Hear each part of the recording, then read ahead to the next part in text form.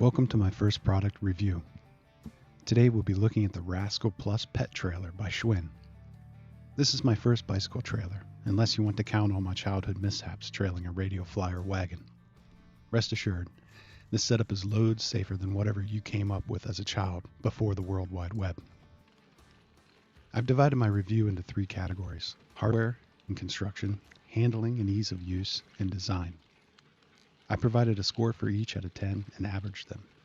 The Rascal Plus trailer gets a passing grade from me, but there's plenty of room for improvement. First up, hardware and construction.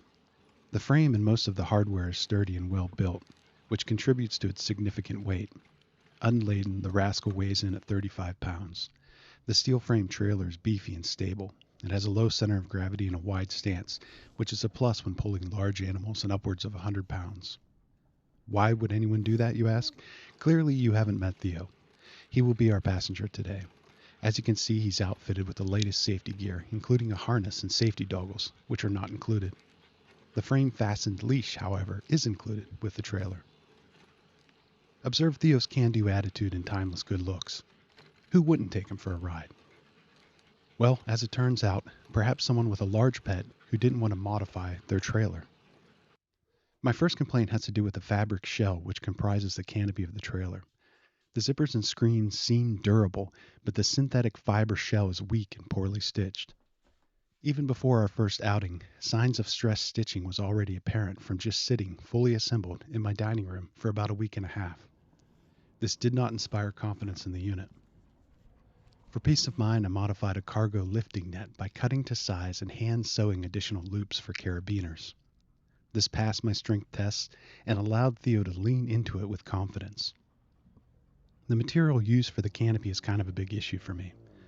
If you want to afford your pet the ability to stand up or lie down, the included leash must be slackened, and the canopy becomes the only thing keeping your pet from skidding down the road behind you. Gravity and surface tension play less of a role when your pet is sitting up, and most of them probably will be, at least until the novelty wears off. But from the look on Theo's face, that should be about never. Customizing an item or solving minor issues with products can present a worthwhile challenge if the initial price is right. For $200, one shouldn't have to re-sew, re-weld, or replace hardware. So I give it a 6 out of 10 for hardware and construction. Alright, next, handling and ease of use. Again, the trailer is 35 pounds. If your pet is close to 100 pounds like mine, you'll be towing a significant amount of weight. It's not extremely noticeable at low speeds or flat terrain, but you'll need to change your riding habits a bit. The trailer doesn't have brakes, so it'll take you longer to stop, and you may have to utilize your bicycle's gearing more often to get going from a standstill. Remember to take your turns wider and slower for your four-legged companion, who will probably want to be up in a seated position to take in the sights.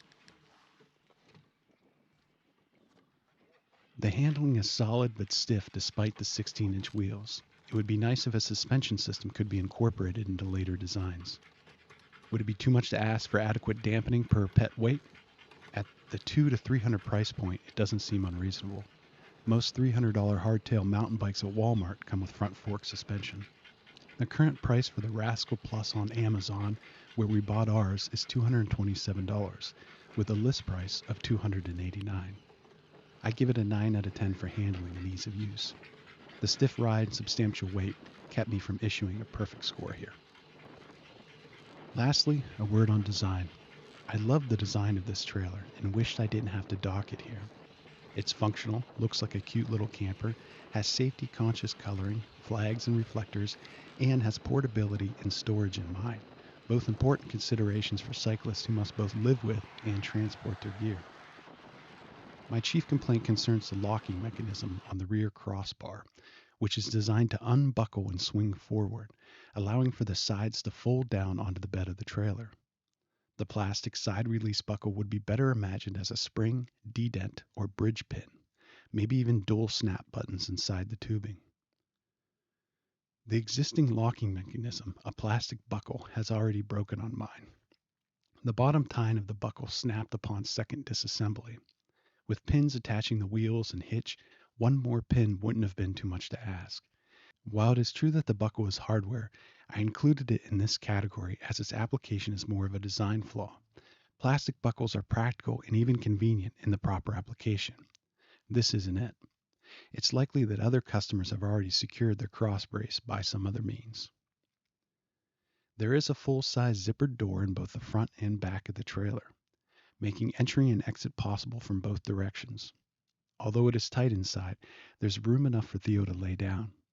His very first ride was lying down and fully zippered into the trailer.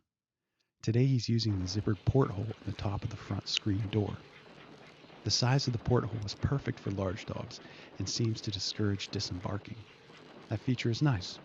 The collapsible frame, tongue, and removable wheels are all also great ideas.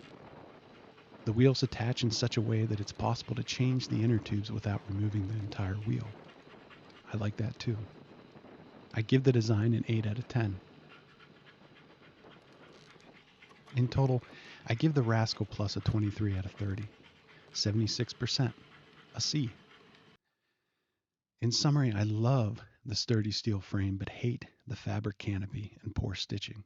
The weight is manageable and the design is well intended but poorly executed in that plastic buckle.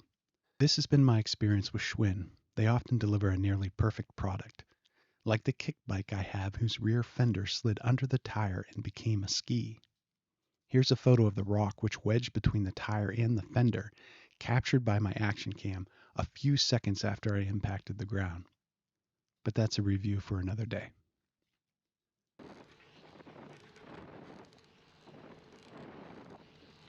It seems like a harsh score, and I suppose that it is. But hey, I really like this product. I enjoy using it, the dog loves it, and I think you have to be harsh. It's a good product that could be even better. So thanks for joining me today, and if you liked this review, please like and subscribe. Even if you didn't, do it for Theo. Look how cute he is. You know you want to do it for Theo. Look at Theo. What a good boy.